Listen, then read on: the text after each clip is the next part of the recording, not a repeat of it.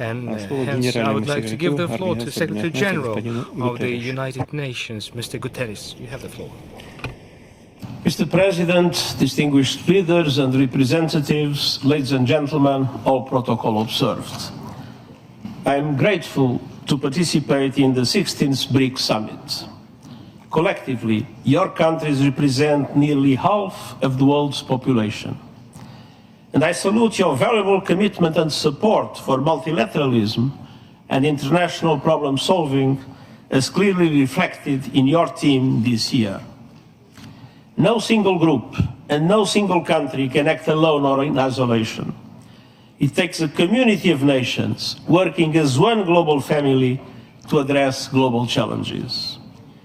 Challenges like the rising number of conflicts, the devastation of climate change, pollution and biodiversity loss, rising inequalities and lingering poverty and hunger, a debt crisis that threatens smoother plans for the future of many vulnerable countries, the fact that fewer than 1/5 of the Sustainable Development Goals are on track, a growing digital divide, and the lack of guardrails for artificial intelligence and other frontier technologies, and the lack of representation of voice for developing countries at global decision-making tables, from the Security Council to the Bretton Woods system and beyond. These must change. September's UN Summit of the Future offered a roadmap for strengthening multilateralism and advancing peace, sustainable development, and human rights. I see 4 areas for action. First, finance. Today's international financial system is not offering many vulnerable countries the safety net or level of support they need.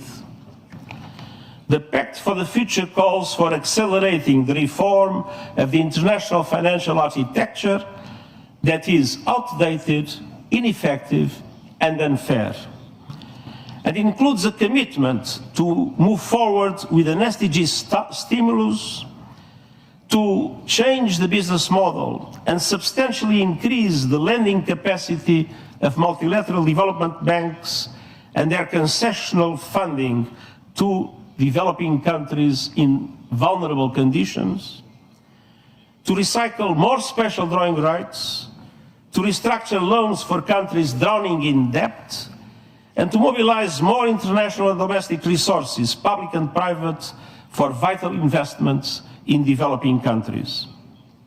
Next year's Conference on Financing for Development and the Summit on Social Development are 2 milestones to carry these efforts forward. And we must also recognize the importance of South-South cooperation.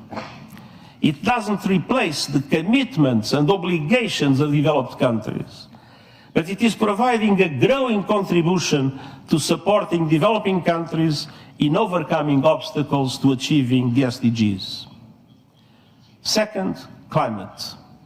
Every country has committed to limit temperature rise to 1.5 degrees Celsius. That requires dramatic action to reduce emissions now, with the G20 in the lead. COP29 is just weeks away, and that starts the clock for countries to produce new nationally determined contribution plans with the 2035 targets that are aligned with the 1.5 degree goal. And COP29 must deliver an ambitious and credible outcome on the new climate finance goal.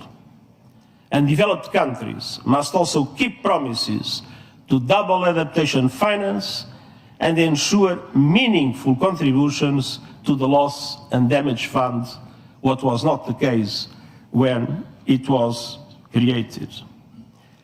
Third, technology. Every country must be able to access the benefits of technology. The Global Digital Compact commits to enhanced global cooperation and capacity building. It includes the first truly universal agreement on the international governance of artificial intelligence to give every country a seat at the AI table. It calls for an independent international scientific panel on AI and initiating a global political dialogue on its governance within the United Nations with the participation of all countries. And it requests options for innovative financing for AI capacity building in developing countries. And fourth, peace.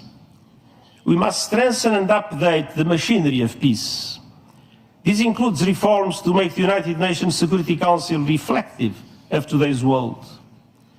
The Pact for the Future includes important steps on disarmament, including the first multilateral agreement on nuclear disarmament in more than a decade, and steps that address the weaponization of outer space and use of lethal autonomous weapons. Across the board, we need peace.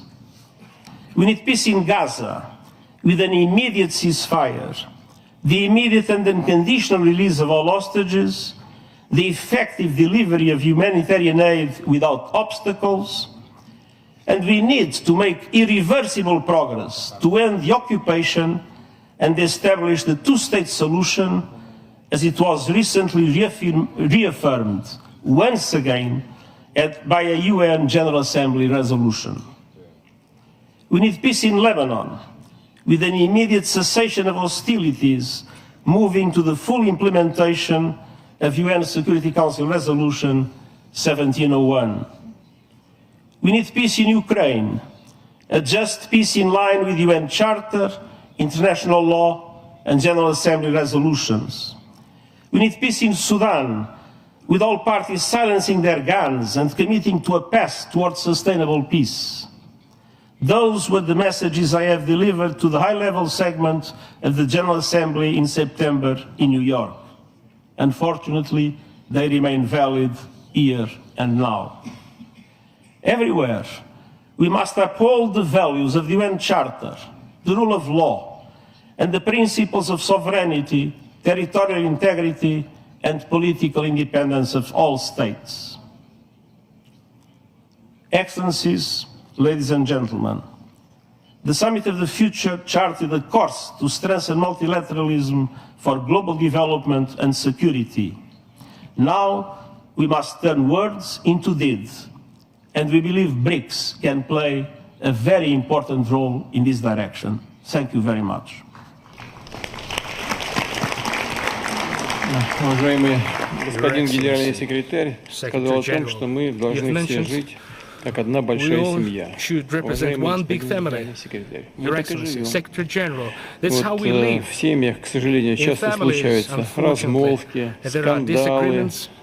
скандалы, дележ имущества. Дело иногда доходит и до драки. Цель БРИКС заключается в том, чтобы создать необходимые механизмы взаимодействия и создать благоприятную атмосферу в общем доме. Мы этим занимаемся и будем это делать, в том числе в тесной координации с организацией. Спасибо большое. Уважаемые коллеги, друзья, у нас сейчас небольшой перерыв, и мы сразу же продолжим работу в формате рабочего завтрака. Благодарю вас.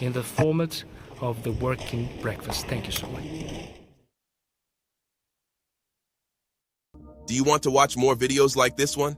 If yes, subscribe to our channel and press the bell icon next to it. We have decided to bring videos on something nobody talks about: African politics, economy, and increasing power. Thanks for watching, and until the next video, stay tuned.